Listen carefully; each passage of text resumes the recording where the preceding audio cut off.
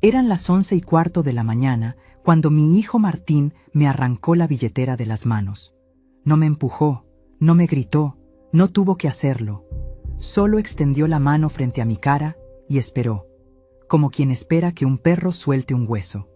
Yo estaba parada en medio de la cocina de mi propia casa, con el delantal todavía húmedo de lavar los platos del desayuno que él se había comido sin decir gracias, y sentí que mis dedos temblaban cuando abrí el cierre del monedero gastado. Dentro había 320 pesos, todo lo que me quedaba hasta fin de mes. O eso creía él. No me miró a los ojos cuando tomó los billetes. Los contó con rapidez, moviendo los labios en silencio, y luego soltó un resoplido de fastidio. ¿Solo esto, mamá? Necesito por lo menos 1.000. Es lo que tengo, hijo. Entonces no me sirve. Su voz sonaba cansada, como si yo fuera un trámite aburrido que tenía que resolver antes de irse. Olía a colonia cara, esa que cuesta lo que yo ganaba en una semana cuando trabajaba. Llevaba zapatillas nuevas, blancas, inmaculadas. Yo llevaba las mismas chancletas de goma con las tiras pegadas con cinta adhesiva desde hacía 2 años. «Es lo que tengo, hijo», le dije. Mi voz salió más pequeña de lo que hubiera querido. Él dejó los billetes sobre la mesa con un golpe seco y se dio vuelta hacia la puerta. «Entonces no me sirve. Pedile a Lucía o a Roberto, ellos tienen». Y se fue. No cerró con violencia, ni siquiera eso. Simplemente se fue, dejando la puerta entreabierta y una corriente de aire frío que me hizo tiritar a pesar del sol de febrero que entraba por la ventana. Me quedé ahí parada, mirando los 320 pesos arrugados sobre la mesa de fórmica rayada, sintiendo cómo las varices de mis piernas palpitaban después de haber estado 4 horas de pie preparando el almuerzo que él no iba a comer. 61 años.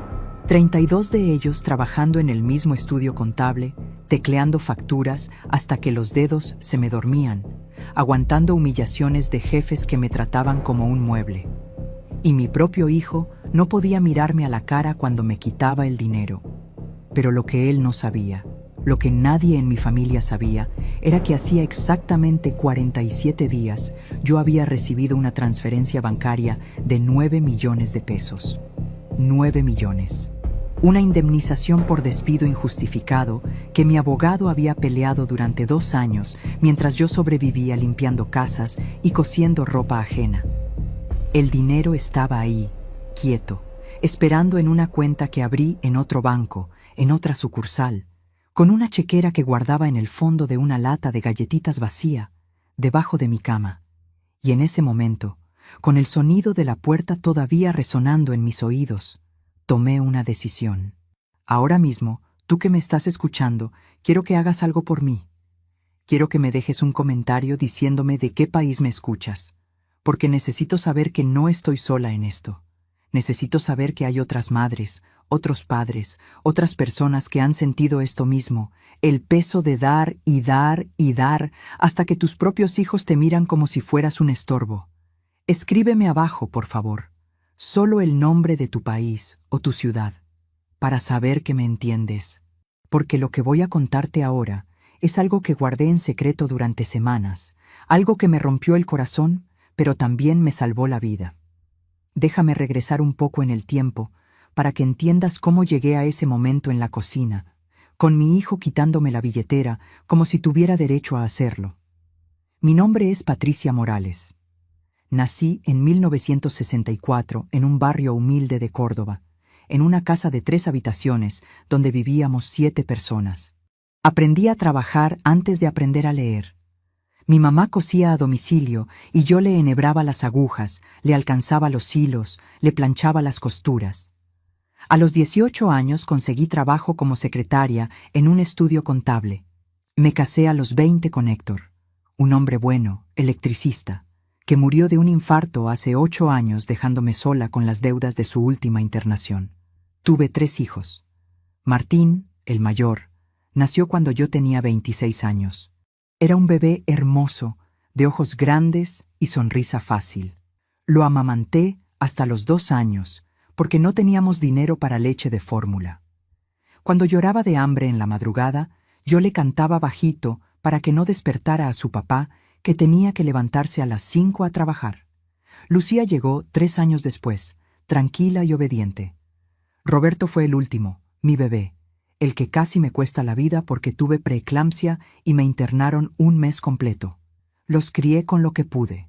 Héctor trabajaba 12 horas diarias y yo hacía malabares con el sueldo de secretaria para que no les faltara nada. Compraba la carne más barata, la que tenía más hueso y grasa, y la cocinaba con papas y zanahorias para que rindiera. Mis hijos comían primero. Yo comía lo que sobraba, parada junto a la pileta, masticando rápido antes de lavar los platos. Usaba la misma ropa durante años. Me teñía el pelo yo misma con tinturas en caja. Nunca me compré una cartera cara. Nunca fui a un salón de belleza. Nunca pedí nada para mí. Martín fue siempre el más difícil. Desde chico quería todo lo que veía en la tele. Zapatillas de marca, videojuegos, bicicletas. Cuando cumplió 15 años, me pidió una fiesta grande, con DJ y luces. Yo trabajé 6 meses de horas extras para pagarla. Me acuerdo que mis pies sangraban dentro de los zapatos de tanto estar parada. Pero ver su cara feliz ese día me hizo pensar que valía la pena. Pero algo pasó después de la adolescencia. Martín dejó 3 carreras universitarias sin terminar. Tuvo trabajos que duraban semanas. Siempre tenía una excusa. El jefe era un idiota. Los compañeros le tenían envidia. El horario no le convenía. Y siempre, siempre, venía a pedirme plata. Primero, eran montos pequeños. Mamá, préstame 1,000 pesos, te los devuelvo la semana que viene. Nunca devolvía. Después fueron montos más grandes. Necesito 5,000 para un curso que me va a cambiar la vida. Nunca terminaba el curso. Me ofrecieron un negocio increíble.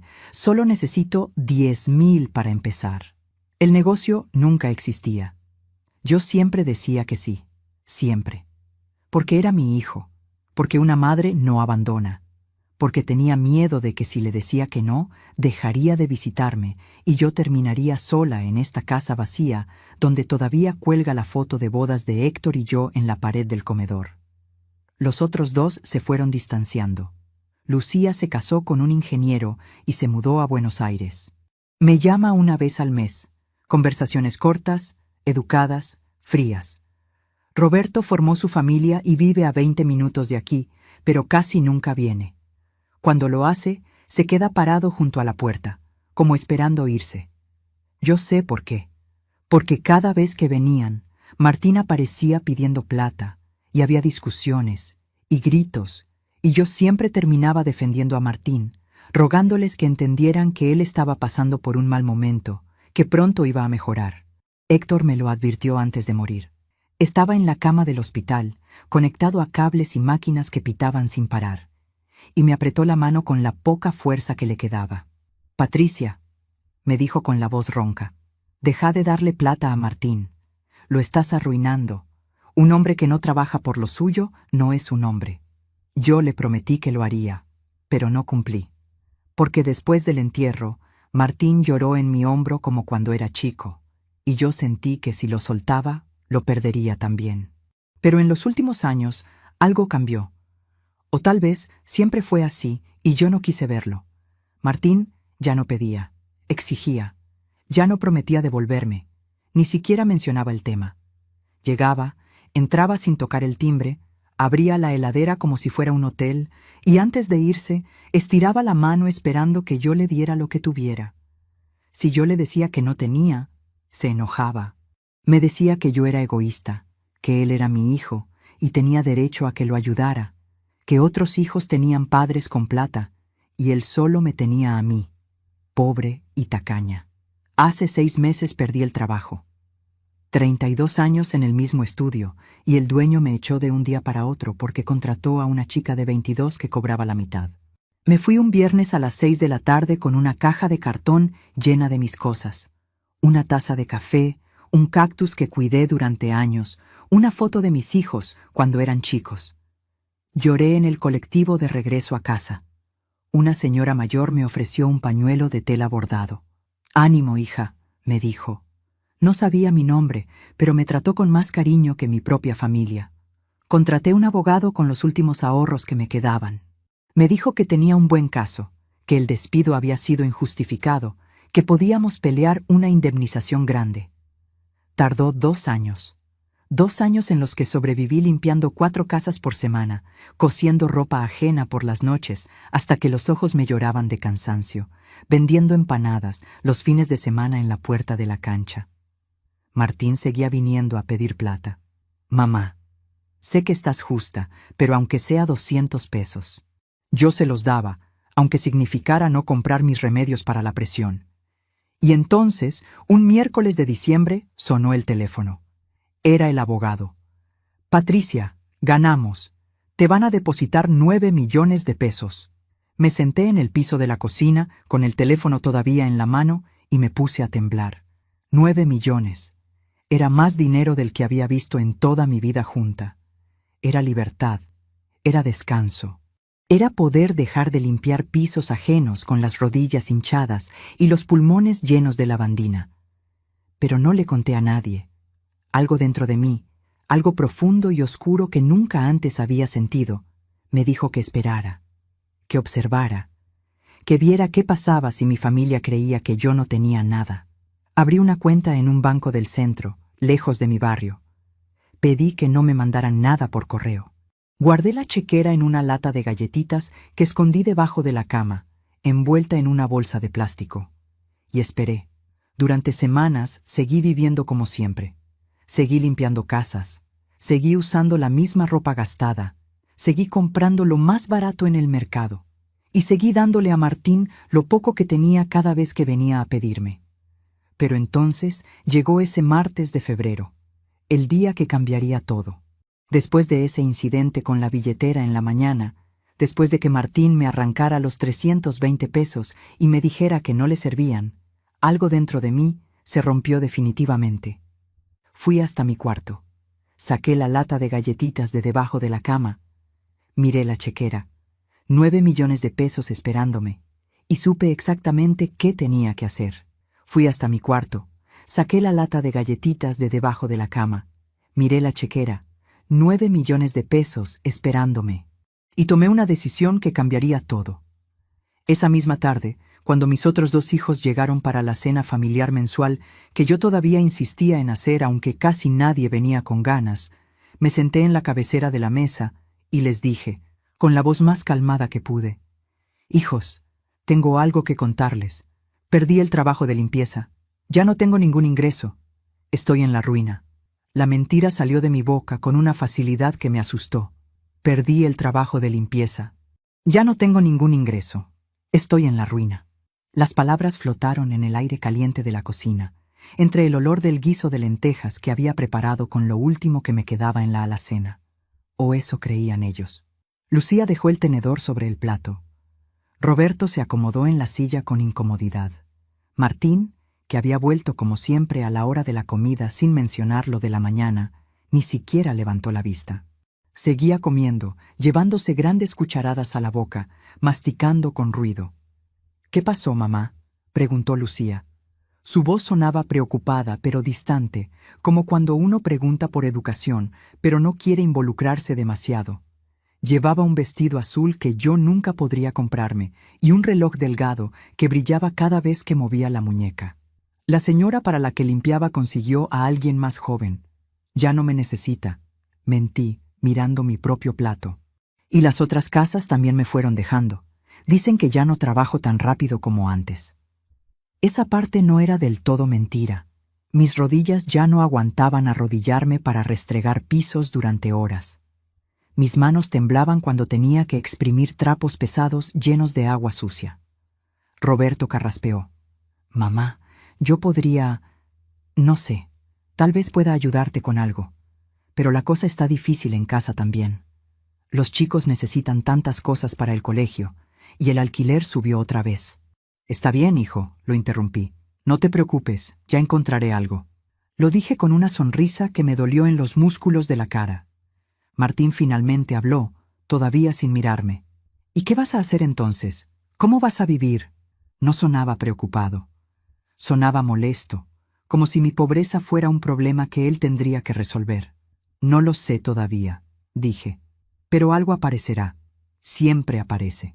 Esa noche, cuando todos se fueron, me quedé sentada en la oscuridad de la sala, escuchando el zumbido del refrigerador viejo que amenazaba con romperse en cualquier momento. Y me puse a recordar. Necesitaba recordar cómo había llegado hasta aquí. Cómo ese bebé hermoso de ojos grandes se había convertido en el hombre que me quitaba el dinero sin mirarme a la cara. Martín nació en julio de 1990. Yo tenía 26 años y trabajaba 8 horas diarias en el estudio contable, más 2 horas de viaje en colectivo. Cuando me avisaron que estaba de parto, Héctor tuvo que pedirle plata prestada a su hermano para pagar el taxi al hospital público. No teníamos ni para eso. El parto duró 14 horas. 14 horas de dolor que sentía que me partía por la mitad. Pero cuando pusieron a Martín en mis brazos, arrugado y rojo y llorando con fuerza, sentí que nada de eso importaba. Era perfecto. Era mío. Y juré, ahí mismo, en esa cama de hospital con las sábanas ásperas y el colchón hundido, que él nunca pasaría las necesidades que yo pasé de chica. Volví a trabajar cuando él tenía 3 meses. No podía pagar niñera, así que mi mamá lo cuidaba durante el día. Yo llegaba a casa a las 7 de la tarde, con los pechos duros y doloridos de leche acumulada, y lo amamantaba mientras Héctor calentaba la comida. Me quedaba dormida con Martín en brazos, sentada en la cama, tan cansada que a veces Héctor tenía que sacármelo con cuidado para que no se cayera. Cuando Martín tenía 5 años y empezó el jardín, todas las mañanas le preparaba el desayuno especial. Leche con chocolate y tostadas con dulce de leche, aunque Héctor y yo tomáramos mate cocido solo para ahorrar. Le planchaba el guardapolvo blanco hasta que no quedara ni una arruga. Le lustraba los zapatos hasta que brillaran. Quería que se viera bien, que los otros chicos no se burlaran de él por ser pobre. Pero el dinero nunca alcanzaba. Martín venía del colegio pidiendo cosas que los otros chicos tenían. Figuritas de fútbol, golosinas, juguetes. «Mamá, todos tienen menos yo, me cargan, me dicen que soy pobre». Y yo me partía por la mitad escuchándolo. Así que trabajaba horas extras. Sábados, domingos, feriados. Lo que hiciera falta para darle lo que pedía. Héctor me decía que no era bueno. «Lo estás malcriando, Patricia. Un chico tiene que aprender que no puede tener todo». Pero yo no escuchaba. Porque yo sabía lo que era ir al colegio con los zapatos rotos, con el guardapolvo manchado que había sido de tu hermano mayor, con la vergüenza de no poder comprar la merienda que vendían en el kiosco. No quería eso para mi hijo. Cuando Martín cumplió 15, me pidió una fiesta grande. Todos sus amigos tenían fiestas con DJ, con luces, con comida abundante. «Por favor, mamá. Es mi cumpleaños de 15. No puedo ser el único que no tiene nada». Su voz temblaba. Tenía los ojos llorosos. Y yo cedí. Trabajé 6 meses de horas extras para juntar la plata. Llegaba a casa a las 10 de la noche, con los pies tan hinchados que no me entraban en las chancletas. Me saltaba almuerzos para ahorrar. Le pedí prestado a mi hermana. Saqué un préstamo en el banco con intereses que me tomó 2 años pagar. Pero la fiesta fue hermosa. Martín estaba radiante, rodeado de amigos, bailando, riendo. Cuando apagó las velitas de la torta, me buscó entre la gente y me sonrió. Esa sonrisa me hizo pensar que todo había valido la pena. Al día siguiente, ni siquiera me dio las gracias. Ahí estaba el primer signo. Pero yo no quise verlo. Cuando terminó el colegio secundario, Martín quiso estudiar arquitectura. «Es una carrera cara, mamá. Necesito muchos materiales». Yo le pagué todo. Libros, reglas especiales, una computadora que me costó 1 año de ahorros. Él duró un cuatrimestre. No es lo mío. Los profesores son unos idiotas que no saben enseñar. Después probó con diseño gráfico. Después con marketing. Después con gastronomía. Nunca terminaba nada. Siempre era culpa de otros. Y yo siempre le creía. Siempre lo defendía cuando Héctor lo enfrentaba. «Déjalo, Héctor. Está buscando su camino. Ya va a encontrar lo suyo». Pero Héctor no se dejaba convencer. «Ese chico tiene 20 y tantos años y nunca trabajó un día en su vida. Vos lo estás hundiendo, Patricia. Un hombre necesita ganarse el pan con su propio esfuerzo o no es nada. Discutíamos por eso. Yo le gritaba que era demasiado duro con Martín, que no entendía lo difícil que estaba la vida para los jóvenes, que las cosas ya no eran como antes. Y Héctor me miraba con esa tristeza cansada en los ojos y me decía: un día te vas a arrepentir de haberle dado todo sin pedirle nada a cambio. Tal vez tenía razón, pero para cuando quise verlo, ya era tarde. Lucía y Roberto fueron diferentes. No porque yo los quisiera menos, sino porque después de Martín ya no me quedaba tanta energía para darles todo. Lucía aprendió a arreglarse sola. Estudiaba en su cuarto hasta tarde, conseguía buenas notas, nunca pedía nada. Roberto era tímido y callado, ayudaba a su papá los fines de semana, juntaba monedas para comprarse sus propias cosas, y yo me sentía culpable por eso. Me sentía culpable porque no les daba lo mismo que a Martín.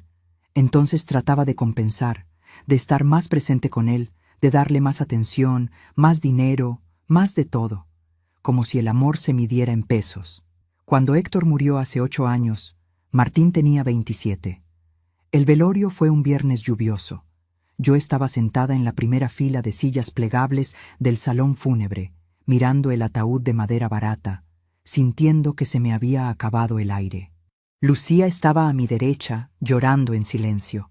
Roberto a mi izquierda, con la mandíbula apretada tratando de no quebrarse. Martín llegó tarde. Llegó cuando ya casi todos se habían ido. Olía a alcohol. Tenía los ojos rojos, pero no sé si era por llorar o por otra cosa. Se acercó al ataúd, lo tocó un momento y después vino hacia mí. Se arrodilló frente a mi silla y puso su cabeza en mi regazo, como cuando era chico. Mamá, perdóname. No llegué a tiempo. Perdóname. Y lloró. Lloró con grandes sollozos que le sacudían todo el cuerpo. Y yo le acaricié el pelo y le dije que estaba todo bien, que no pasaba nada. Debí enojarme. Debí decirle que era una falta de respeto. Pero no lo hice, porque en ese momento yo también sentía que se me moría todo, y lo único que podía aferrarme era a mis hijos. Después del entierro vinieron los problemas de plata. Héctor tenía deudas del hospital. La última internación había costado una fortuna. Yo no sabía nada de sus cuentas, él siempre manejaba esos temas. Descubrí que debíamos más de lo que teníamos. Martín me prometió ayudar. Mamá, voy a conseguir trabajo, te voy a ayudar a pagar todo, no te preocupes. Lo dijo con tanta convicción que le creí. Pero pasaron semanas, meses, y no pasaba nada. Él seguía viviendo en casa, comiendo lo que yo cocinaba, usando los servicios que yo pagaba, y cada vez que yo le preguntaba por trabajo, me decía: estoy buscando, mamá, pero está difícil. Mañana voy a dejar currículums. Lucía se había mudado a Buenos Aires con su novio. Roberto acababa de casarse y tenía su propia familia. Yo estaba sola con Martín, limpiando la casa de mi hijo muerto, pagando las deudas de mi esposo muerto y sintiendo que me estaba ahogando. Una noche, Martín entró a mi cuarto. Eran las 2 de la madrugada. Yo no podía dormir, como casi todas las noches desde que Héctor murió. Mamá, necesito pedirte algo. Se sentó en el borde de mi cama. La luz de la calle que entraba por la ventana le iluminaba medio rostro. ¿Qué pasa, hijo? Necesito 3,000 pesos. Me ofrecieron un trabajo, pero necesito comprar ropa adecuada. Tengo una entrevista importante. 3,000 pesos era casi todo lo que me quedaba hasta fin de mes.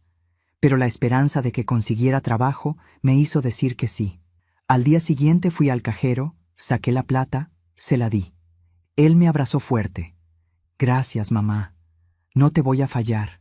Te lo prometo. Nunca hubo ninguna entrevista, y yo nunca le pregunté en qué se había gastado el dinero. Ese fue el segundo signo que ignoré. Los años que siguieron fueron más de lo mismo. Martín pedía, yo daba. Él prometía, nunca cumplía. Y yo justificaba, perdonaba, volvía a dar. Porque tenía miedo. Miedo de que si dejaba de darle, él se iría. Y entonces me quedaría completamente sola en esta casa llena de fantasmas. Pero algo dentro de mí se fue quebrando. Lento, como una pared con grietas que nadie repara hasta que un día se derrumba toda. cada vez que Martín tomaba mi plata sin agradecerme, cada vez que se iba sin cerrar la puerta, cada vez que me gritaba cuando yo no tenía para darle, cada vez que lo veía con zapatillas nuevas mientras yo usaba las mías rotas.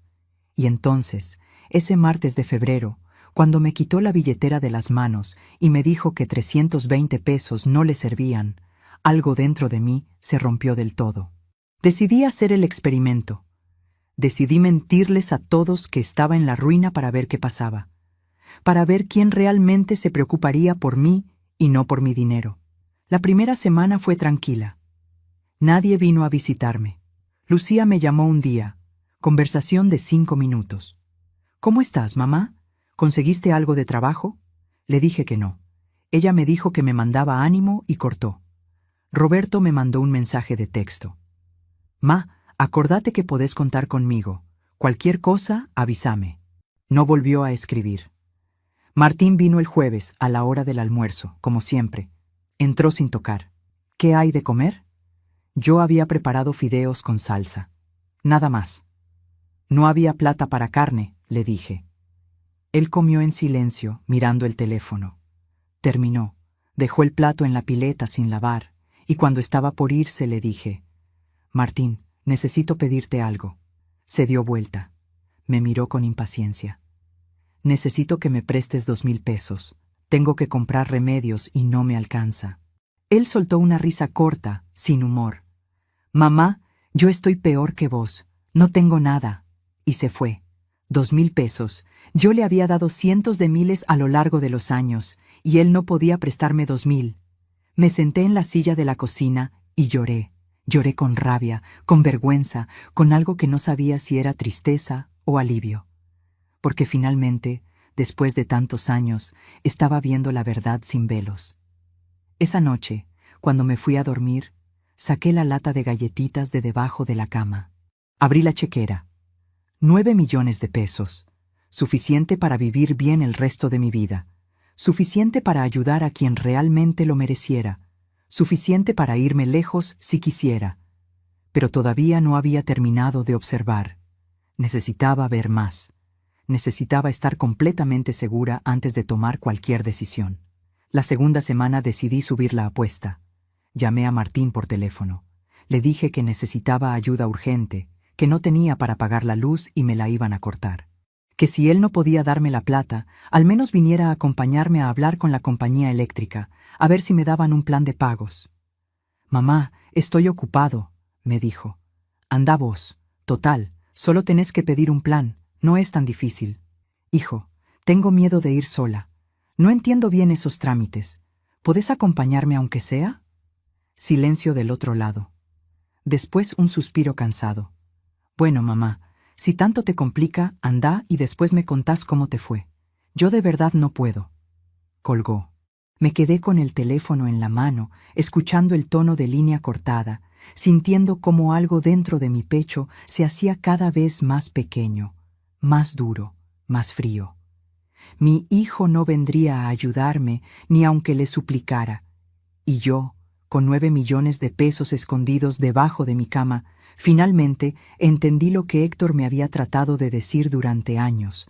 Le había dado todo a Martín, menos lo único que realmente necesitaba. Límites, responsabilidad, consecuencias. Pero ahora, quizás, todavía estaba a tiempo de enseñarle la lección más importante de su vida, aunque me rompiera el corazón en el proceso. La tercera semana de mi experimento llegó el momento que me quebró por dentro. Fue un sábado, 17 de febrero, a las 4:30 de la tarde.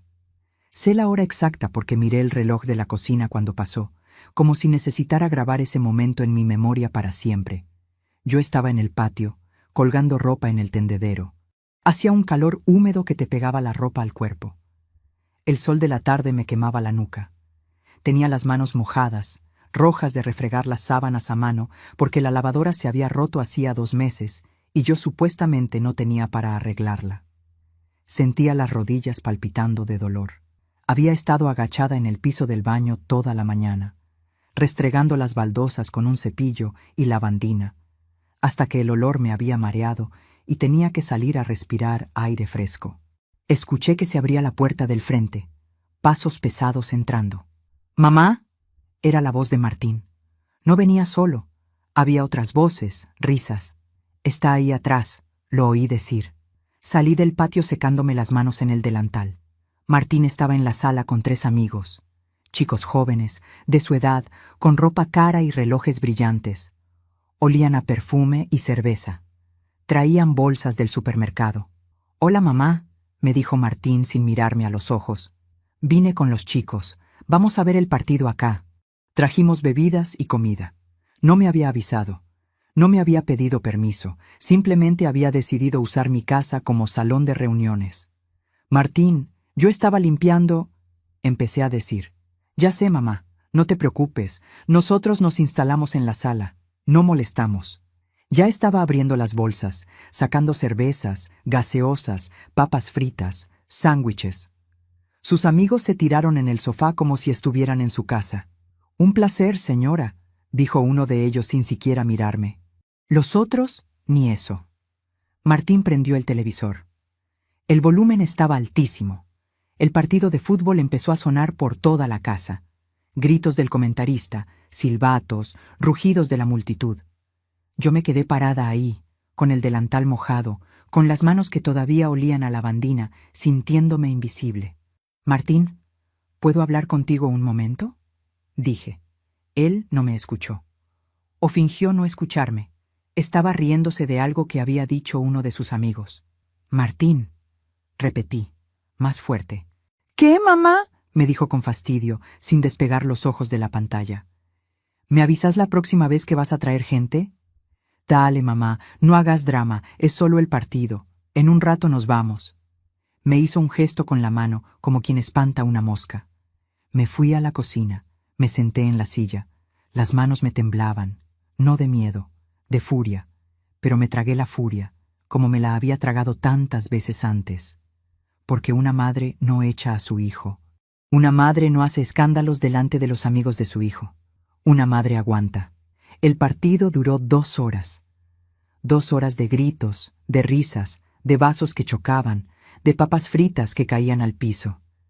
Yo me quedé en la cocina, tratando de no escuchar, tratando de respirar hondo, diciéndome a mí misma que pronto se irían. A las 6:30 se terminó el partido.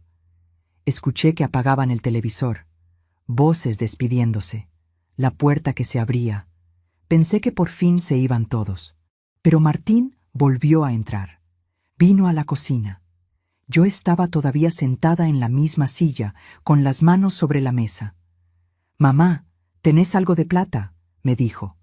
Su voz sonaba casual, como si estuviera pidiendo sal. Lo miré. Tenía una mancha de salsa en la remera. Olía a cerveza. Los ojos un poco vidriosos. «¿Para qué?», pregunté. «Los chicos quieren ir a comer algo. Yo quedé en pagar, pero no me alcanza. ¿Tenés 1.500 pesos?» Algo dentro de mí se quebró. Fue como un cristal que se parte. Podés escuchar el sonido exacto en tu cabeza, aunque nadie más lo oiga. «No tengo», dije. Mi voz sonó extraña, plana, vacía. «Dale, mamá, aunque sea 1.000, o lo que tengas». «No tengo nada, Martín. Te lo dije hace 3 semanas. Perdí el trabajo. No tengo ningún ingreso. Apenas me alcanza para comer». Él resopló. Se pasó la mano por el pelo. «No puede ser que no tengas nada. Busca en algún lado, en tu cartera, en tu pieza. Algo vas a tener». «No tengo». «Mamá, no me hagas quedar mal con los chicos. Están esperando afuera. Les prometí que invitaba yo». «¿Y por qué prometiste eso si no tenés plata?». Me miró como si yo hubiera dicho algo ofensivo. «Porque sos mi mamá. Se supone que vos me tenés que ayudar. Martín, yo no tengo nada. Y aunque tuviera, acabas de traer a 3 personas a mi casa sin avisarme. Usaste mi sala, mi luz, mi baño, dejaste todo sucio y ahora me estás pidiendo plata para invitar a tus amigos. ¿No te parece demasiado?». Se quedó callado un momento. Después soltó una risa amarga. «Mira quién habla. La que vivió toda la vida sin hacer nada más que limpiar casas. La que nunca tuvo ambiciones, nunca hizo nada importante. ¿Y me vas a dar lecciones a mí?». Las palabras me cayeron como piedras. cada una doliéndome en un lugar diferente del cuerpo. Yo te crié, dije. La voz me temblaba. Te di todo lo que tuve. Trabajé hasta enfermarme para que no te faltara nada. Sí, claro. Y ahora me lo cobras. Siempre lo mismo. Yo te di todo. Yo me sacrifiqué por vos. ¿Sabes qué, mamá? Yo nunca te pedí que hicieras eso. Esas fueron tus decisiones. No me podés cobrar toda la vida por algo que yo no elegí. Me quedé sin aire. Sentí como si me hubiera pegado un puñetazo en el estómago. Las lágrimas me quemaban detrás de los ojos, pero no las dejé salir. Andate, dije. ¿Qué? Andate de mi casa. Ahora. Él se rió, pero era una risa nerviosa. Dale, mamá, no exageres. No te enojes por una boludez. No es una boludez, Martín. Andate. ¿Por qué te pones así? Solo te pedí ¡que te vayas! Grité. Grité con una fuerza que no sabía que tenía. La voz me salió ronca, rasgada, llena de 35 años de cansancio y humillación. Él se quedó paralizado. Me miraba con los ojos muy abiertos, como si por primera vez en su vida me estuviera viendo realmente. «Estás loca», murmuró. Después se dio vuelta y se fue. Esta vez sí cerró la puerta. De un golpe que hizo temblar las paredes. Me quedé sola en la cocina. El silencio era tan denso que podía sentirlo presionándome la cabeza. Lentamente, las piernas me cedieron y me dejé caer al piso. No la silla, el piso. Me senté ahí, en las baldosas frías, con la espalda contra la puerta de la heladera, y dejé que las lágrimas salieran.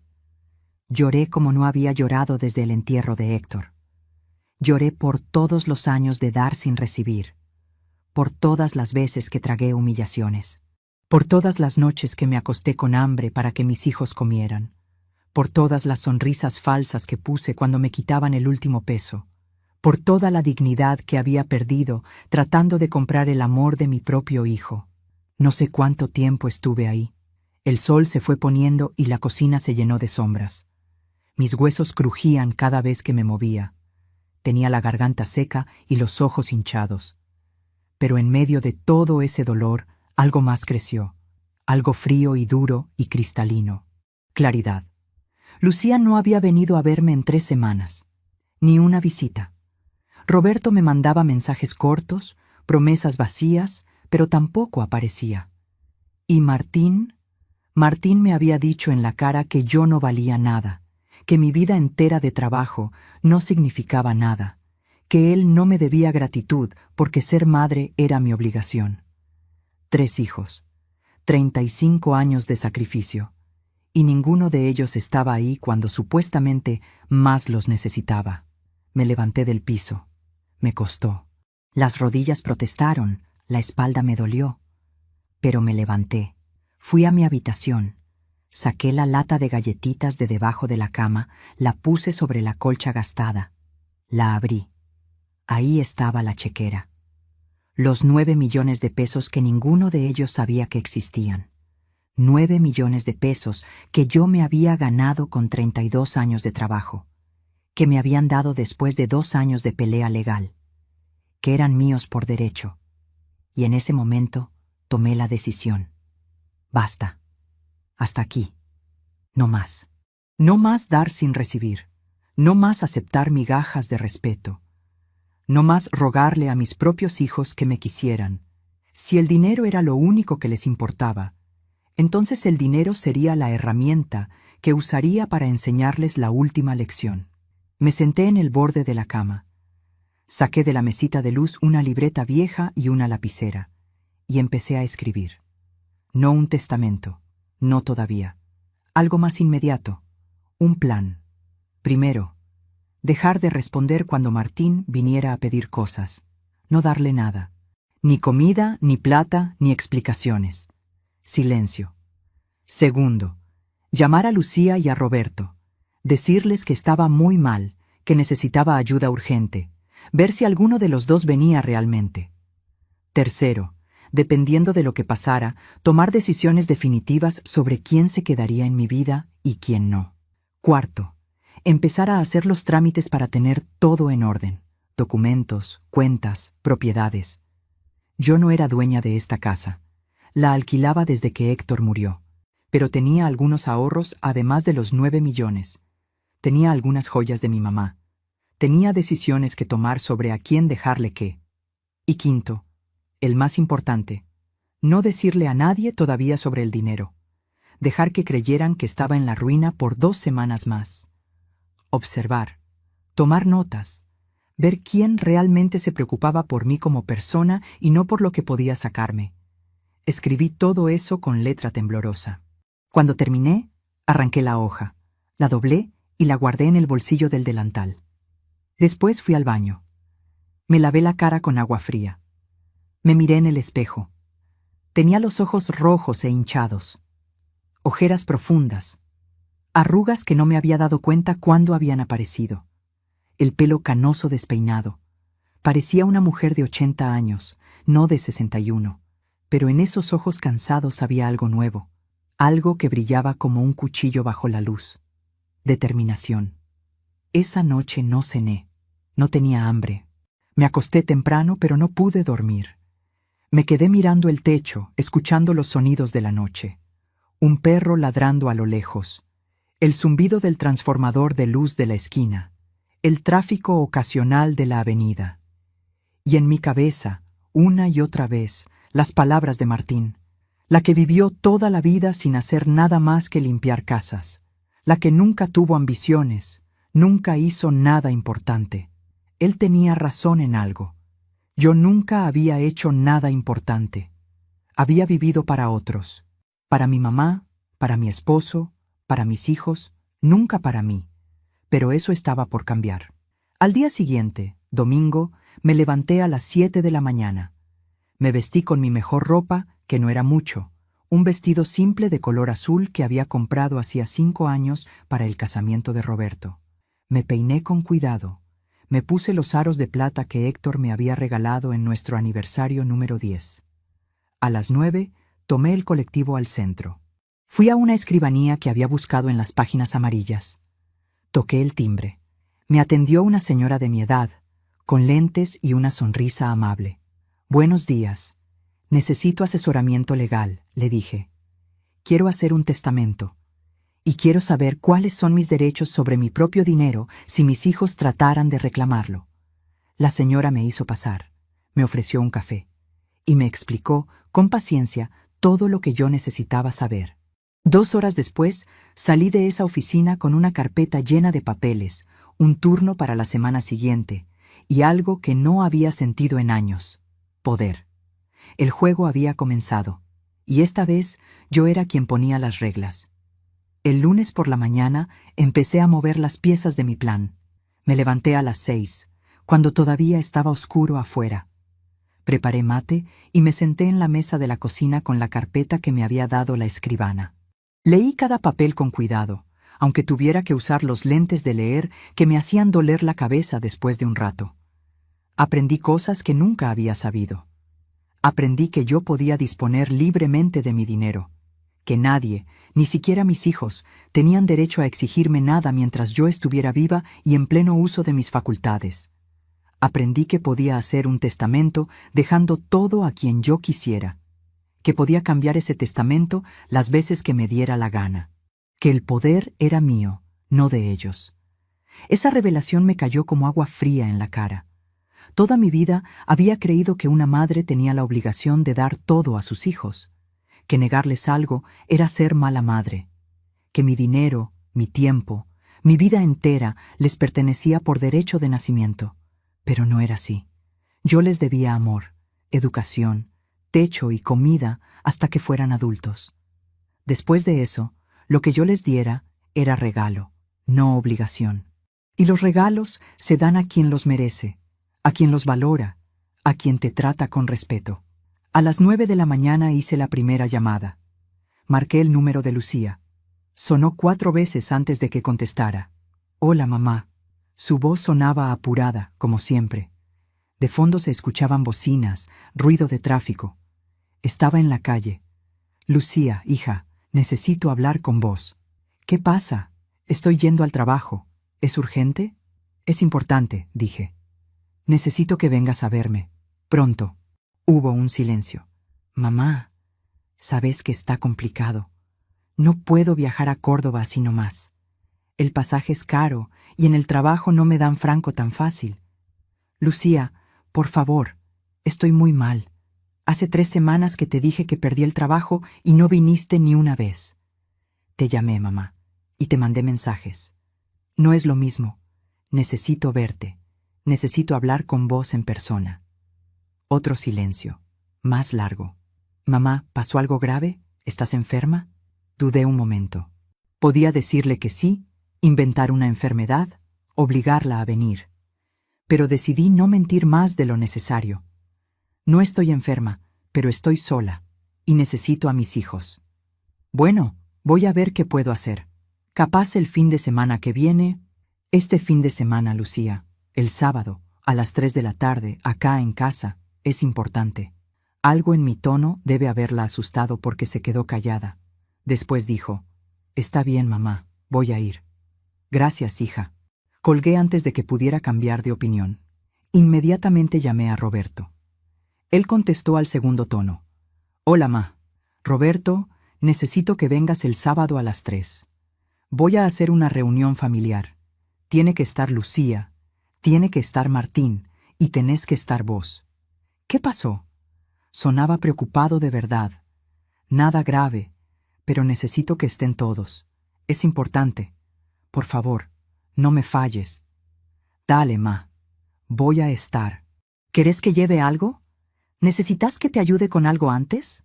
Esa simple pregunta me hizo sentir un nudo en la garganta. Roberto, el más callado, el que menos atención había recibido, era el único que preguntaba si yo necesitaba algo. «No, hijo, solo necesito que vengas, y que no le digas a nadie de qué se trata, ni a tu hermano ni a tu hermana». «Está bien, ahí voy a estar». Cuando colgué, me quedé con el teléfono en la mano, mirando por la ventana de la cocina. El sol ya estaba alto. La parra del vecino se mecía con la brisa. Una paloma picoteaba migas en el patio. Ahora faltaba Martín, pero a él no iba a llamarlo. A él iba a dejar que viniera solo, como siempre hacía, esperando encontrar comida y dinero. Los días siguientes fueron extraños. Seguí con mi rutina de siempre. Me levantaba temprano, limpiaba la casa aunque no hiciera falta, iba al mercado a comprar lo mínimo. Pero había algo diferente en mí, una calma fría que nunca había sentido, como si me hubiera puesto una armadura invisible que me protegía de todo. Martín vino el martes. Eran las 12:30. Entró como siempre, sin tocar. «Mamá, ¿qué hay de comer?» Yo estaba en mi cuarto, guardando los papeles de la escribana en una caja que pensaba llevar al banco. Salí al pasillo. Lo miré. Él estaba en la cocina, abriendo la heladera. «No hay nada», le dije. Él se dio vuelta. «¿Cómo que no hay nada?» «No hay comida, Martín. No tengo plata para comprar». «Siempre decís lo mismo y siempre hay algo». Siguió revisando. Encontró un pedazo de queso, 2 tomates, medio paquete de fideos. «Haceme algo con esto». «No». Se quedó paralizado. Me miró como si no entendiera. «¿Qué?» «Que no, no te voy a cocinar. Si querés comer, cocinátelo vos mismo. O anda a tu casa y cocina ahí». «Mamá, ¿qué te pasa? ¿Todavía estás enojada por lo del sábado?» «No estoy enojada, estoy cansada». «Bueno, ya está. Yo también estoy cansado, no voy a discutir». Agarró el queso y los tomates, se los puso bajo el brazo y se fue sin cerrar la heladera. La puerta quedó abierta, goteando aire frío. Yo me quedé mirándola hasta que el motor empezó a chirriar, y recién entonces la cerré. El miércoles no vino. El jueves tampoco. El viernes a la noche me llamó. «Mamá, ¿podés prestarme 3,000 pesos? Es urgente». «No». «¿Cómo que no? Ni siquiera preguntaste para qué». «No importa para qué. No tengo». «Mamá, por favor, me van a cortar el celular si no pago». «No es mi problema, Martín». Silencio al otro lado. Después, con voz más dura. «¿Qué te pasa, vieja? ¿Por qué estás así?» La palabra vieja, dicha con ese tono, me dolió. Pero no dejé que se notara. «No me pasa nada. Simplemente ya no tengo nada para darte.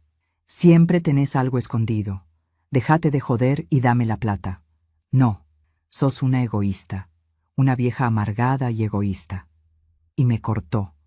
Me senté en la cama, mirando el teléfono en mi mano. Mis dedos temblaban, pero no de miedo. De algo parecido a la euforia. Le había dicho que no. Y el mundo no se había acabado. El sábado llegó con un cielo nublado que amenazaba lluvia. Me levanté temprano y limpié la casa de arriba a abajo. No porque ellos lo merecieran, sino porque necesitaba mantener las manos ocupadas. Preparé café. Puse la mesa del comedor con las tazas buenas, las que había heredado de mi mamá y que usaba una vez al año. A las 2:30 sonó el timbre. Era Roberto con su esposa, Claudia, y mis 2 nietos, Tomás de 8 años y Catalina de 5. Los chicos me abrazaron con fuerza. «¡Abuela!», gritó Catalina. Olía a champú de bebé y a galletitas. Sentí que se me llenaban los ojos de lágrimas. «Hola, ma», me dijo Roberto, y me dio un beso en la mejilla. «¿Cómo estás?» «Bien, hijo. Pasen. Gracias por venir». Se sentaron en la sala. Los chicos se pusieron a jugar con unos juguetes viejos que yo guardaba en una caja para cuando venían. Claudia me ayudó a servir el café. Era una mujer buena, callada, de esas que trabajan en silencio sin esperar reconocimiento. A las 3:50 llegó Lucía. Estaba más flaca que la última vez. Llevaba ropa elegante, cartera de cuero, el pelo cortado a la moda. Me saludó con un beso en el aire, sin tocarme realmente. «Hola, mamá». «Hola, Roberto». «Hola, Claudia». Se sentó en el sofá, cruzó las piernas, miró el reloj. ¿Para qué era la reunión? «Esperemos a Martín», dije. «¿Lo llamaste?» «No». «Pero va a venir». «¿Y si no viene?» «Va a venir». A las 3:20, cuando ya Lucía estaba suspirando con impaciencia y Roberto miraba a su esposa con preocupación, sonó el timbre. Era Martín. Entró con cara de pocos amigos. No saludó a nadie. «¿Qué pasa? ¿Para qué me hicieron venir?» Se dirigió a Roberto, como si yo no estuviera ahí. «Los llamé yo», dije. Mi voz sonó más firme de lo que me sentía. «Siéntense todos. Tengo algo que decirles». Martín resopló, pero se sentó en el borde de un sillón. Lucía me miraba con una mezcla de curiosidad e irritación. Roberto estaba serio, con las manos sobre las rodillas. Claudia había llevado a los chicos al patio para que jugaran. Me paré frente a ellos 3. Mis hijos, los bebés que había cargado en mi vientre, que había amamantado, que había criado con mis propias manos trabajadas hasta el hueso. Hace 3 semanas les dije que había perdido el trabajo, que estaba en la ruina, que no tenía dinero. Hice una pausa. Los 3 me miraban, esperando. Era mentira. Lucía frunció el ceño. ¿Qué? No perdí el trabajo. Bueno, sí perdí el trabajo del estudio contable hace 2 años, pero hace 2 meses gané el juicio. Me pagaron una indemnización grande. Roberto abrió la boca. ¿Cuánto? 9 millones de pesos. El silencio que siguió fue denso, pesado, como una manta mojada. Los 3 se quedaron mirándome como si les hubiera hablado en otro idioma. Martín fue el primero en reaccionar. Se puso de pie de un salto. ¿Qué? ¿9 millones? ¿Y no nos dijiste? No, no les dije, porque quería ver qué pasaba. ¿Ver qué pasaba con qué?, gritó Martín. Su cara se había puesto roja. ¿Qué clase de juego enfermo es este? No es un juego, es un experimento. Quería ver quién de ustedes realmente se preocupaba por mí. ¿Quién venía a visitarme cuando creían que no tenía nada? ¿Quién me ofrecía ayuda sin esperar nada a cambio? Lucía se paró también. «Eso es manipulación, mamá. Eso es horrible». ¿Horrible? ¿Sabes qué es horrible, Lucía? Que hace 3 semanas que no venías a verme, que me llamaste una vez en todo este tiempo, que cuando te pedí que vinieras me dijiste que el pasaje era caro. Porque tengo mi vida, mamá. Tengo trabajo, tengo responsabilidades. Y yo soy tu madre. Pero eso no cuenta, ¿verdad? Roberto seguía sentado. Estaba pálido. Yo te mandé mensajes. Te ofrecí ayuda. Lo sé, hijo. Vos fuiste el único que preguntó qué necesitaba. El único que se ofreció. Lo miré con ternura. Él bajó la mirada, incómodo con la atención. Martín se acercó a mí.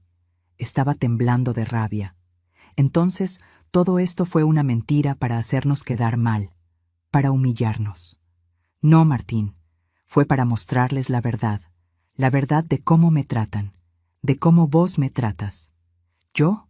¿Qué hice yo? ¿En serio me preguntas eso? La voz me salió más alta de lo que quería. Vos viniste 3 veces en estas 3 semanas, las 3 veces a buscar comida o plata. Nunca preguntaste cómo estaba, nunca te ofreciste a ayudarme. Cuando te pedí que me prestaras 2,000 pesos para remedios, me dijiste que no tenías. Cuando te pedí que me acompañaras a la compañía de luz, me dijiste que estabas ocupado. Me tratás como si fuera un cajero automático, Martín. Y cuando el cajero está vacío, ni siquiera te molestás en mirarme a los ojos. Porque vos siempre me diste todo, me acostumbraste a eso, y ahora me lo cobrás. No te lo cobro, te lo muestro. Te muestro que durante 35 años yo di y di y di, y vos recibiste, y recibiste, y recibiste sin dar nada a cambio. Ni gratitud, ni respeto, ni siquiera tu tiempo. ¿Y qué querés?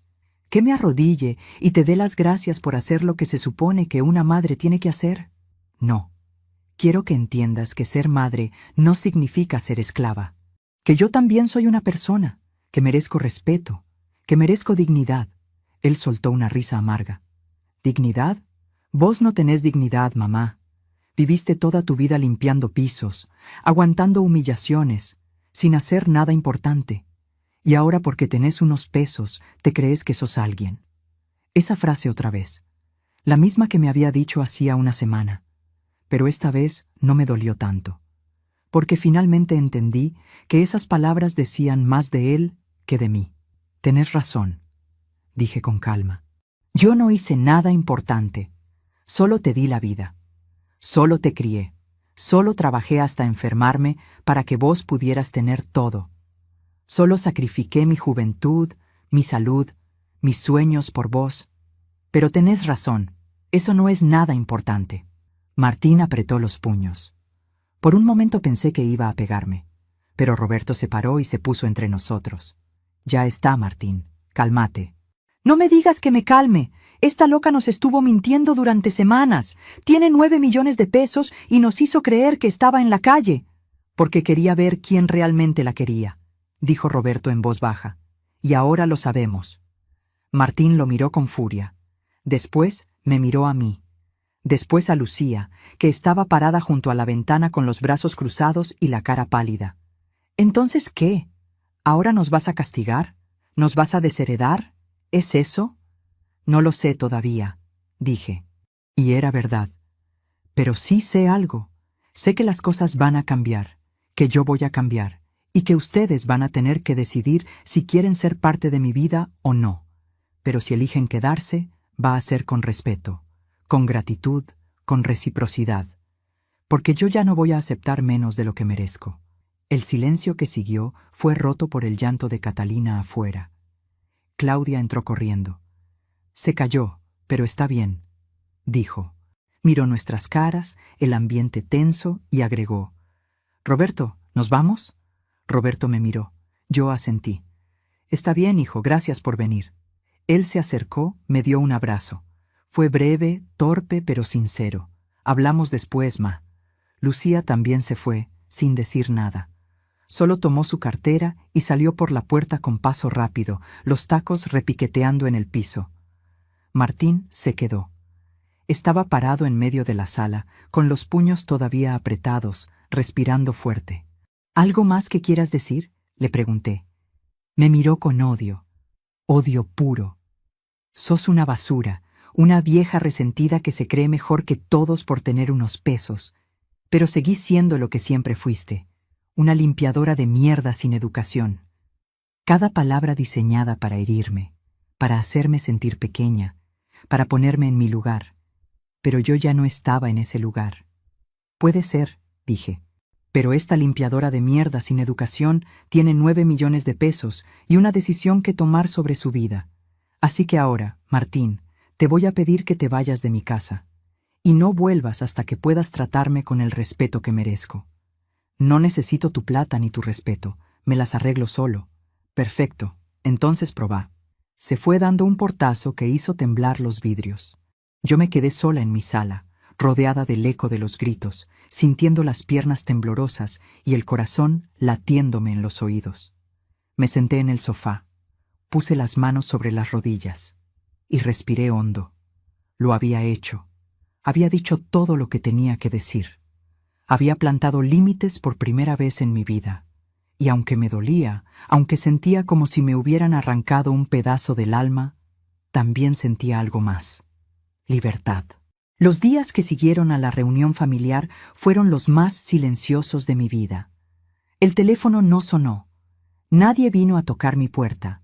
Era como si me hubiera vuelto invisible. Pero por primera vez en décadas, ese silencio no me asustaba. Era un silencio que yo había elegido. Un silencio que tenía límites claros, no el silencio del abandono, sino el de la decisión. El lunes fui al banco. Pedí hablar con un asesor financiero. Me atendió un muchacho joven, de traje y corbata, que al principio me habló como si yo no entendiera nada. Señora, le voy a explicar en términos simples. Tuve que interrumpirlo. Joven, entiendo perfectamente. Trabajé 32 años en un estudio contable. Solo necesito que me asesore sobre inversiones seguras para mi edad. Se puso colorado y cambió el tono. 2 horas después salí de ahí con un plan. Parte del dinero en un plazo fijo, parte en bonos del gobierno, parte en una cuenta de ahorro que me daba intereses mensuales. Suficiente para vivir bien sin trabajar nunca más. Suficiente para ayudar a quien yo quisiera. Suficiente para sentirme segura. Después fui a una inmobiliaria. Esta casa que alquilaba desde hacía 8 años no era mía. La dueña podía echarme cuando quisiera. Quería algo propio, algo que nadie pudiera quitarme. El agente me mostró fotos de departamentos pequeños, de un dormitorio, en barrios tranquilos. Algo con buena luz, le pedí. Y si puede ser, con un balcón. Porque quería tener plantas. Quería sentarme al sol por las mañanas sin tener que pedirle permiso a nadie. El miércoles, Roberto me llamó. «Ma, ¿cómo estás?» Su voz sonaba preocupada. «Bien, hijo, mejor de lo que he estado en años. ¿Hablaste con Martín?» «No. Y él no habló conmigo tampoco». Silencio incómodo. «Ma, yo sé que lo que te hizo está mal, pero es tu hijo. ¿De verdad vas a...» «¿A qué, Roberto? ¿A dejarlo afuera de mi vida?» Él mismo me dijo que no necesitaba mi plata ni mi respeto. Le estoy dando lo que pidió. Pero él no lo decía en serio. Estaba enojado. Yo también estuve enojada muchas veces, y tragué mi enojo durante 35 años. Ahora es su turno de tragarse las consecuencias de sus palabras. Otro silencio. Después, ¿puedo ir a visitarte? Con los chicos. A Claudia le gustaría que comiéramos juntos un domingo. Se me llenaron los ojos de lágrimas. Me encantaría, hijo. ¿El domingo que viene? Perfecto. Y Roberto, gracias por preguntar. El jueves me crucé con la señora Elisa, mi vecina de toda la vida. Nos encontramos en el mercado. Ella estaba comprando verduras, igual que yo. Nos saludamos y empezamos a conversar mientras hacíamos fila para pagar. «¿Cómo está tu hijo?», me preguntó. «Hace días que no lo veo por acá». «Está bien», dije. No quería dar explicaciones. «Ay, Patricia, vos siempre tan buena con ese muchacho. Yo le digo a mi hija que ojalá fuera tan paciente como vos». Me palmeó el brazo con afecto. Antes me hubiera sentido orgullosa de esa frase. Ahora me daba tristeza, porque ser paciente había sido solo otro nombre para dejarme humillar. «Elisa», le dije, «a veces una madre tiene que aprender a decir que no, aunque duela». Me miró sorprendida.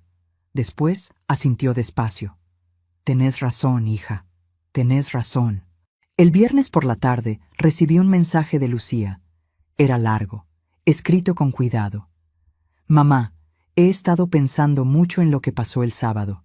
Tenés razón en muchas cosas. Yo me alejé. Me concentré tanto en mi vida, en mi trabajo, en mi matrimonio, que me olvidé de que vos seguías acá. Sola. No fue intencional, pero eso no lo hace menos doloroso para vos. quiero que sepas que lo lamento y quiero intentar estar más presente. Si me dejas. Te quiero. Lucía. Leí el mensaje 3 veces. Las palabras sonaban sinceras, pero también habían pasado solo 6 días desde que se enteró del dinero. No sabía si su arrepentimiento era genuino o si tenía miedo de perder su parte de la herencia.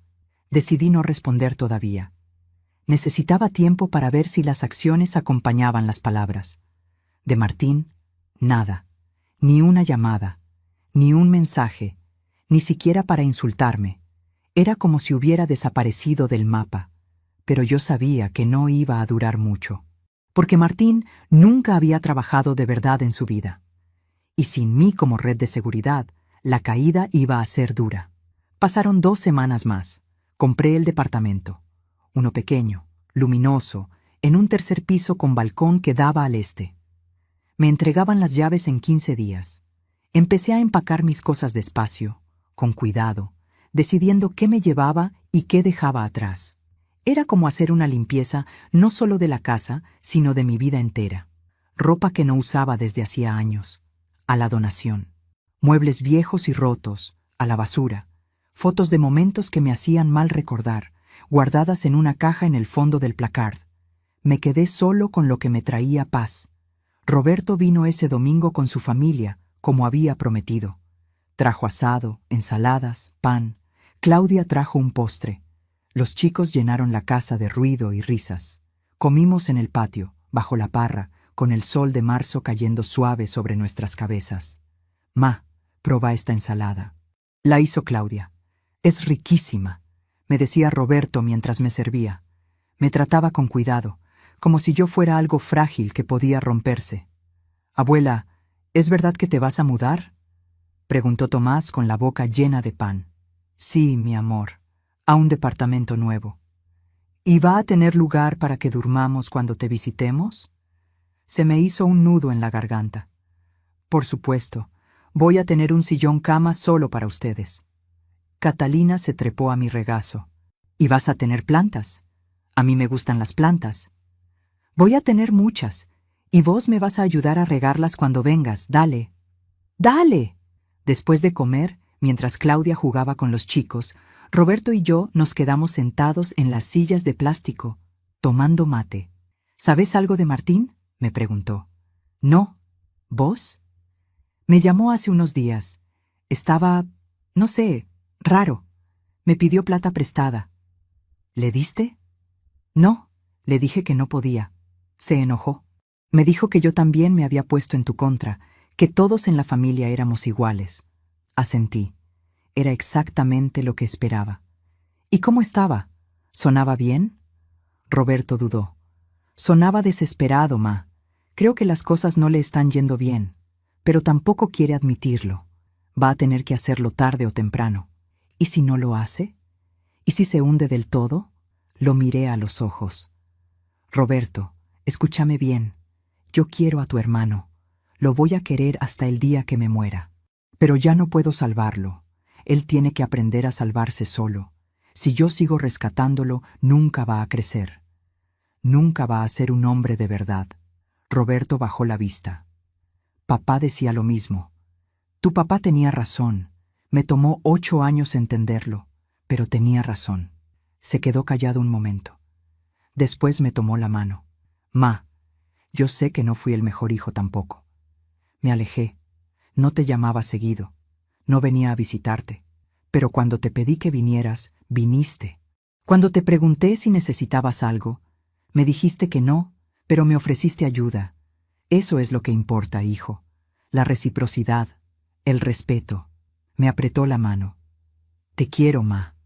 Yo también te quiero. Esa noche, cuando se fueron, me quedé sentada en el patio hasta tarde. Las estrellas brillaban en el cielo limpio. Se escuchaban los grillos, el murmullo lejano del tráfico, la música de alguna fiesta en el barrio de al lado. Me sentía en paz. Por primera vez en años, sentía que estaba haciendo lo correcto. A la 3ª semana, finalmente, Martín reapareció. Era un martes a la noche, las 11:15. Yo estaba en camisón, a punto de acostarme, cuando escuché que tocaban la puerta. No el timbre. Golpes fuertes, insistentes. Fui hasta la puerta sin abrir. ¿Quién es? Soy yo, mamá. Abrí. La voz de Martín, pero sonaba diferente, cansada, rota. Abrí la puerta con la cadena puesta. Él estaba del otro lado, bajo la luz amarilla del farol de la calle. Tenía el pelo despeinado, barba de varios días, ojeras profundas. Las zapatillas blancas que tanto presumía estaban sucias y gastadas. Llevaba la misma ropa que la última vez que lo vi. ¿Qué querés, Martín? Tengo que hablar con vos. Son las 11 de la noche. Por favor, mamá, 5 minutos. Dudé, pero algo en su voz, en su postura encorvada, me hizo abrir la puerta. Entró despacio, como si le doliera caminar. Se sentó en la silla de la cocina sin que yo lo invitara. Puso los codos sobre la mesa y se cubrió la cara con las manos. ¿Qué pasó?, pregunté, manteniéndome de pie, manteniendo la distancia. Todo, pasó todo. Su voz sonaba ahogada. Me echaron del lugar donde estaba viviendo. No pagué el alquiler. Los amigos que me prestaban plata ya no me dan más. No tengo nada. No tengo dónde dormir. ¿Y tu novia? ¿Esa chica con la que estabas el año pasado? Me dejó. Cuando le dije que no tenía plata, me dejó. Me quedé callada. Parte de mí quería abrazarlo, decirle que todo iba a estar bien, que se quedara acá conmigo. Pero otra parte, la parte que había aprendido a poner límites, sabía que eso sería un error. ¿Y qué querés que haga yo?, pregunté. Levantó la cara. Tenía los ojos rojos. Déjame quedarme acá unos días, hasta que me acomode. ¿Cómo te vas a acomodar si nunca en tu vida trabajaste de verdad? Voy a buscar trabajo, lo prometo. Ya lo prometiste antes, Martín, 1000 veces, y nunca cumpliste. Esta vez es diferente. ¿Por qué? ¿Porque ahora sí no tenés opción? Se quedó callado. Martín, dije con voz suave pero firme, yo te quiero. Sos mi hijo y siempre te voy a querer. Pero no puedo seguir siendo tu salvavidas.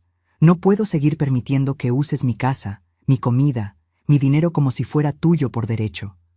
Pero soy tu hijo, y yo soy tu madre, no tu esclava, no tu banco, no tu sirvienta. ¿Entonces qué? ¿Me vas a dejar en la calle? No, te voy a dar una oportunidad, una sola. Fui hasta mi cuarto. Saqué de la lata de galletitas 2 billetes de 5,000 pesos. Volví a la cocina. Los puse sobre la mesa. Esto es para que alquiles una pieza por un mes. Y para que compres comida. Nada más. No te voy a dar más dinero. No te voy a dejar vivir acá. Si querés cambiar tu vida, tenés que hacerlo vos mismo.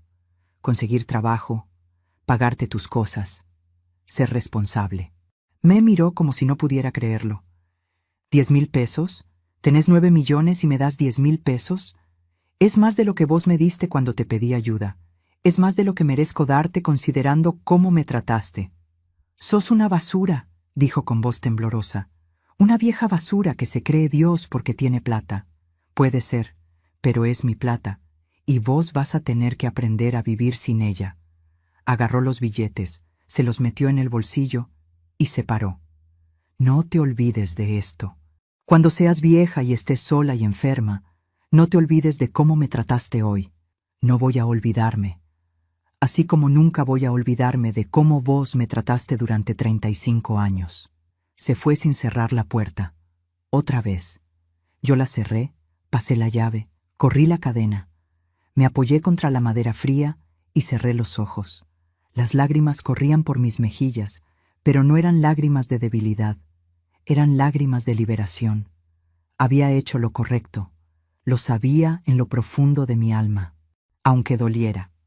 Aunque me partiera el corazón. 2 días después, me mudé al departamento nuevo. Roberto me ayudó con las cosas. Lucía me mandó flores y una tarjeta que decía, para tu nuevo comienzo. Con amor. Era un gesto pequeño, pero era algo. La primera noche en mi propio lugar, me senté en el balcón con una taza de té. Había comprado una planta de jazmín que ya estaba floreciendo. El olor dulce llenaba el aire tibio de la noche. Las luces de la ciudad brillaban abajo. Se escuchaban bocinas lejanas, voces, vida, y yo estaba sola. Pero no me sentía sola. Me sentía libre. El sábado siguiente, Roberto vino con su familia para la cena inaugural. Lucía también vino, desde Buenos Aires, con una botella de vino y disculpas sinceras en los ojos. Cocinamos juntos en mi cocina nueva. Nos sentamos en la mesa pequeña que había comprado. Comimos, reímos, los chicos corrieron por el departamento gritando de alegría. Y cuando sirvieron el postre, Claudia levantó su vaso. Por Patricia, por su valentía, por su nuevo comienzo. Todos brindaron. Incluso Catalina con su vaso de jugo. Y yo miré a mi alrededor, a estas personas que habían elegido estar conmigo, no por mi dinero, sino por mí. Y supe que finalmente, después de 61 años, había encontrado mi lugar en el mundo. Un lugar donde yo ponía las reglas. Un lugar donde yo era la dueña de mi propia vida. Han pasado 8 meses desde aquella noche que Martín salió de mi vida con 10,000 pesos en el bolsillo y veneno en las palabras. 8 meses desde que me mudé a este departamento pequeño que huele a jazmines y a libertad. 8 meses desde que decidí que mi vida me pertenecía a mí y a nadie más. Hoy es octubre, un sábado tibio de primavera. Son las 10 de la mañana y estoy en el balcón regando mis plantas. Tengo 12 ahora. Jazmines, geranios, malbones, una planta de tomates que Catalina me ayudó a sembrar y que ya tiene frutos verdes colgando de las ramas. El sol me calienta la espalda. Me puse crema protectora como me enseñó Lucía. «Mamá, tenés que cuidar la piel», me dijo la última vez que vino. Lucía viene una vez al mes ahora. Se queda el fin de semana. Dormimos en el sillón cama juntas, como cuando ella era chica y tenía pesadillas y se metía en mi cama. Hablamos de cosas que nunca antes habíamos hablado. De su matrimonio que no es perfecto pero que está tratando de salvar. De su trabajo que la estresa pero que también la llena. De sus miedos, de sus sueños, de las cosas que nunca me contó cuando creía que yo solo era su madre y no también una persona. La semana pasada me dijo: «Perdóname, mamá, por todos los años que no te vi de verdad, por tratarte como una obligación y no como un privilegio». Lloramos las dos, abrazadas en este mismo balcón, mientras el sol se ponía detrás de los edificios. Roberto viene todos los domingos con su familia. Los chicos ya conocen el camino de memoria. Tomás me enseña cosas de la computadora, me ayudó a abrir una cuenta de correo electrónico. Catalina riega las plantas conmigo y me cuenta historias interminables sobre su escuela, sus amigas, su maestra. Claudia y yo cocinamos juntas. Me enseñó recetas nuevas, cosas que yo nunca me hubiera animado a probar. El otro día hicimos sushi. Sushi.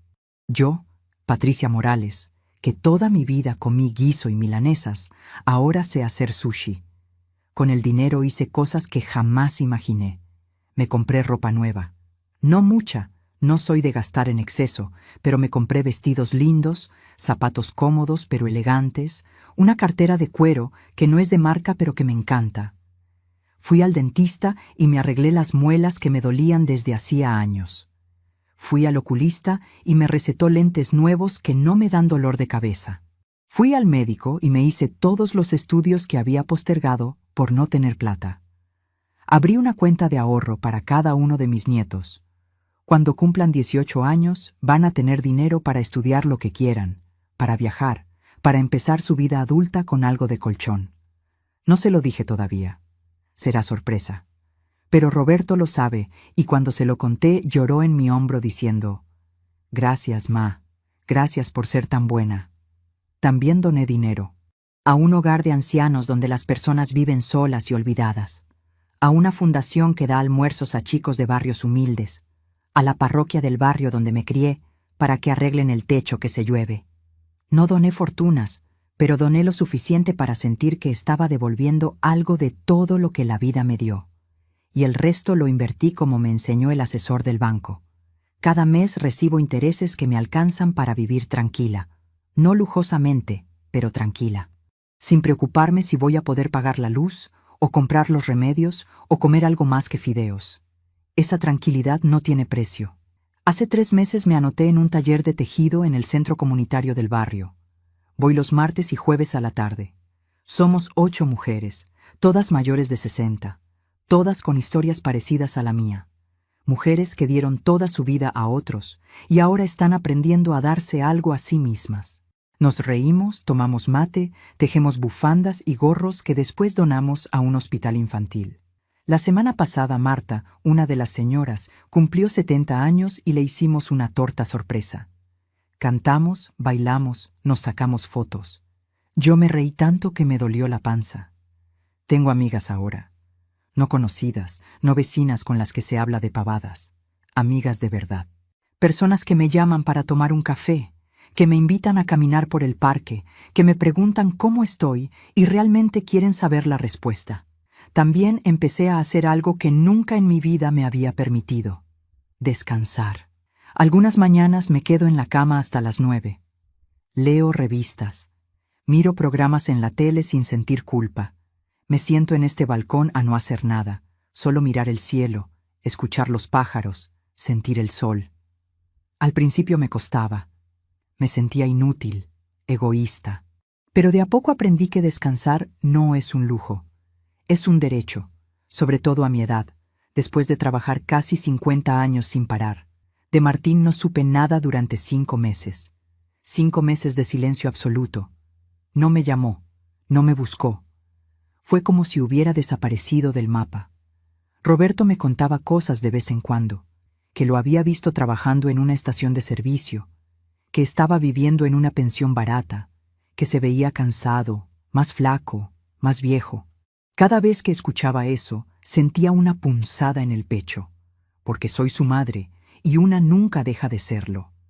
Pero también sabía que esto era necesario, que si yo lo rescataba una vez más, todo habría sido en vano. Hasta que hace 3 semanas, un miércoles a las 5 de la tarde, tocaron el timbre. Abrí el portero eléctrico. ¿Quién es? Soy yo, mamá. La voz de Martín, pero diferente, suave, cansada, sin ese tono de exigencia que siempre tenía. Subí, dije después de dudar un momento. Esperé en la puerta del departamento. Escuché sus pasos en la escalera, lentos, pesados. Cuando llegó al 3er piso estaba sin aire. Se había engordado un poco, pero se veía saludable. Llevaba ropa simple, limpia, el pelo corto. No olía a perfume caro, olía a jabón común. Nos miramos en silencio durante varios segundos. «Hola, mamá», dijo finalmente. «Hola, Martín. ¿Puedo pasar?» Me hice a un lado. Entró despacio, mirando el departamento. «Está lindo», dijo. «Gracias». Se sentó en el sofá cuando lo invité. Yo me senté en la silla del frente, mantuve la distancia. «No vine a pedirte nada», dijo de entrada, como si hubiera ensayado las palabras. «Vine a decirte algo». Esperé en silencio. «Tenés razón, en todo», bajó la mirada. «Soy un inútil. Toda mi vida fui un inútil. Me la pasé culpándote a vos, culpando a papá, culpando al mundo por mis fracasos. Pero la verdad es que el problema siempre fui yo». No dije nada. Necesitaba escuchar más. «Cuando me diste esos 10,000 pesos y me dijiste que no me ibas a ayudar más, te odié. Te odié con toda mi alma. Pensé que eras la peor madre del mundo». Se rió sin humor. «Me gasté la plata en 2 semanas, alquilé una pieza inmunda, comí lo más barato que encontré, y cuando se terminó no tenía a nadie a quien acudir. Ningún amigo me prestaba, ninguna novia me aguantaba. Roberto me dijo que no. Lucía ni siquiera me contestó los mensajes. Hizo una pausa. Se frotó la cara con las manos. Tuve que conseguir trabajo, trabajo de verdad. Entré a una estación de servicio, turno noche, de 11 de la noche a 7 de la mañana. Atender borrachos, limpiar baños, cargar nafta con frío, con calor, con lluvia. Ganaba una miseria, pero era lo único que conseguí sin experiencia. Lo miré. Había algo diferente en él, en su postura, en su forma de hablar. Los primeros días quise renunciar. Me dolía todo el cuerpo. Me daba vergüenza que alguien me viera ahí. Pero no podía renunciar porque no tenía a dónde ir. Así que aguanté. Y de a poco me di cuenta de algo. Me miró a los ojos. Me di cuenta de lo duro que es trabajar. De verdad trabajar. De ganar cada peso con tu propio esfuerzo. y entendí todo lo que vos hiciste por mí durante toda tu vida. Se le quebró la voz. Las lágrimas empezaron a caerle por las mejillas. Un hombre de 35 años llorando en mi sala como el niño que alguna vez fue. Perdóname, mamá. Perdóname por todo. Por las humillaciones, por los maltratos, por tratarte como basura, por decirte que tu vida no valía nada. Vos valés todo. Sos la persona más fuerte que conozco, y yo fui tan idiota que no lo vi hasta que te perdí. Mis propias lágrimas empezaron a caer, pero no me moví del lugar. ¿Seguís trabajando ahí?, pregunté. Sí, hace 5 meses ya, me ascendieron a encargado de turno. No es mucho, pero es algo, y estoy estudiando. Curso por internet, administración de empresas. Esta vez voy a terminarlo, te lo juro. No me lo jures a mí, Martín, jurátelo a vos mismo. Asintió.